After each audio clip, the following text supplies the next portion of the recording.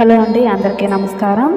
ఈ వీడియోలో ఈ ఏడాది వరలక్ష్మి వ్రతం ఏ తేదీన చేయాలి, ఆగస్టు 21 లేక ఆగస్టు 28న?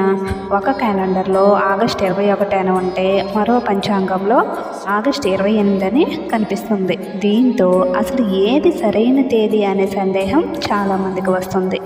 అంతేకాదు, ఒకవేళ 21వ తేదీన వ్రతం చేయడం కుదరకపోతే మరి ఏ రోజున చేసుకోవచ్చు? శ్రావణ మాసంలో ఎట్టి పరిస్థితుల్లోనూ ఖాళీ కాకుండా చూసుకోవాల్సిన 5 వస్తువులు ఏమిటి? ఈ విషయాలన్నిటినీ ఈ వీడియోలో వివరంగా తెలుసుకుందాం. ముందుగా వరలక్ష్మి వ్రతం తేదీ గురించి తెలుసుకుందాం.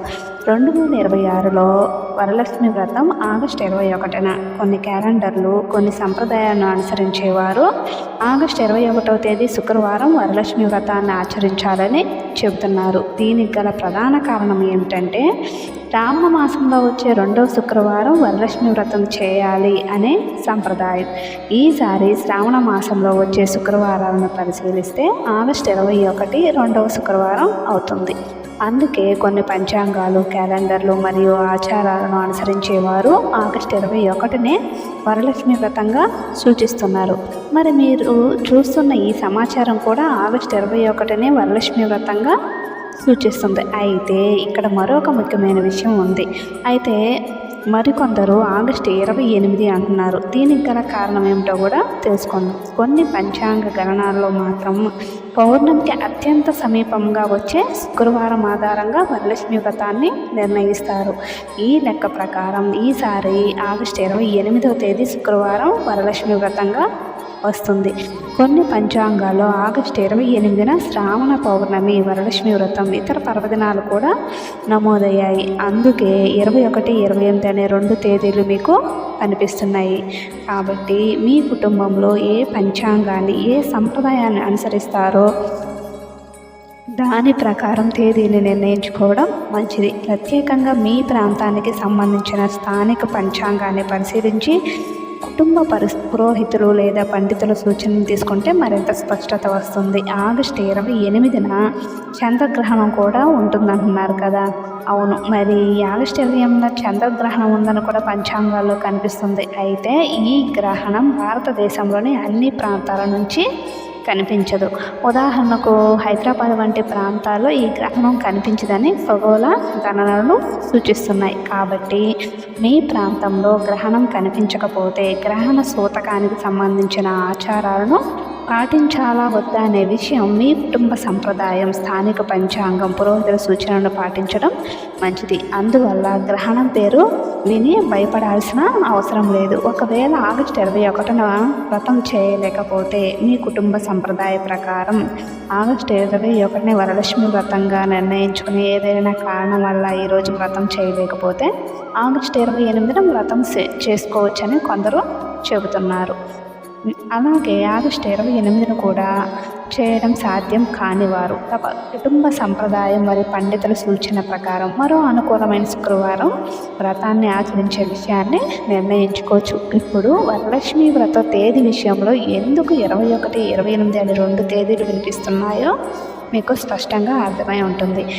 ఇప్పుడు శ్రావణ మాసంలో ఇంట్లో ఎట్టి పరిస్థితుల్లోనూ ఖాళీ కాకుండా చూసుకోవాల్సిన ఆ 5 వస్తువులు ఏమిటో తెలుసుకున్నాం. మొదటిది పాలు. శ్రావణ మాసంలో ఇంట్లో పాలు పూర్తిగా అయిపోకుండా చూసుకోవాలని పెద్దలు చెబుతారు.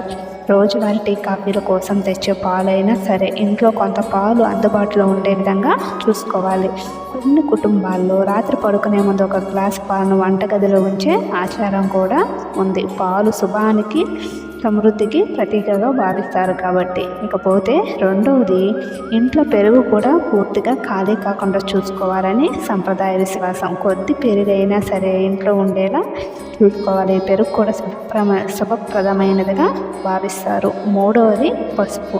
పసుపు మంగళానికి, శుభానికి, లక్ష్మీదేవి అనుగ్రహానికి ప్రతీకగా భావిస్తారు. కాబట్టి శ్రావణ మాసంలో ఇంట్లో పసుపు పూర్తిగా అయిపోకుండా ముందుగానే తెచ్చిపెట్టుకోవాలని పెద్దలు చెబుతున్నారు. పసుపును వృధా చేయకూడదు, నేలపై పడేయకూడదు, నిర్లక్ష్యంగా తొక్కకూడదు. ముఖ్యంగా ఇంట్లో పసుపు అయిపోయిందనే మాట రాకుండా చూసుకోవాలని సంప్రదాయ విశ్వాసం. ఇకపోతే నాలుగవది తాంబూలం. తాంబూలం అంటే తమలపాకులు శ్రావణ మంగళవారాలు శుక్రవారాల్లో అమ్మవారి పూజలో తాంబూలానికి ప్రత్యేక ప్రాధాన్యత ఉంటుంది కాబట్టి పూజకు సమర్పించడానికి కొన్ని తమలపాకులు ఇంట్లో ఉండేలా చూసుకోవచ్చు. ముత్తైదులకు తాంబూలం ఇవ్వడం కూడా మన సాంప్రదాయంలో ఎంతో శుభప్రదంగా భావిస్తారు. ఇకపోతే 5వది పువ్వులు. అమ్మవారి పూజల పువ్వులకు ఎంతో ప్రాధాన్యత ఉంటుంది. ప్రత్యేకంగా శ్రావణ మంగళవారాలు శుక్రవారాల్లో పూజ కోసం పువ్వులు ఇంట్లో అందుబాటులో ఉండే విధంగా చూసుకోవాలి. ముత్తైదువులు ఇంటికి వచ్చినప్పుడు వారికి ఇవ్వడానికి కూడా కొన్ని పువ్వులు పక్కన పెట్టుకోవాలి.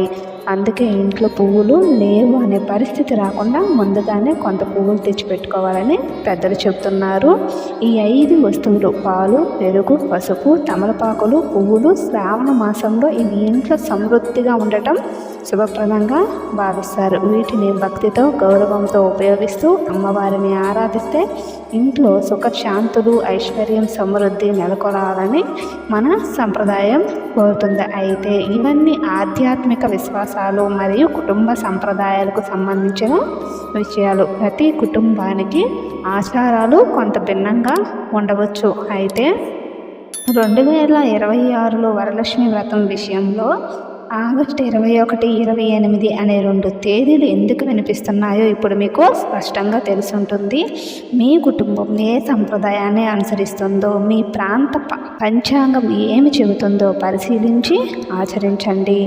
ఈ వీడియోను లైక్ చేసి మీ కుటుంబ సభ్యులు, బంధువులు, స్నేహితులతో తప్పకుండా షేర్ చేయండి. ధన్యవాదములు.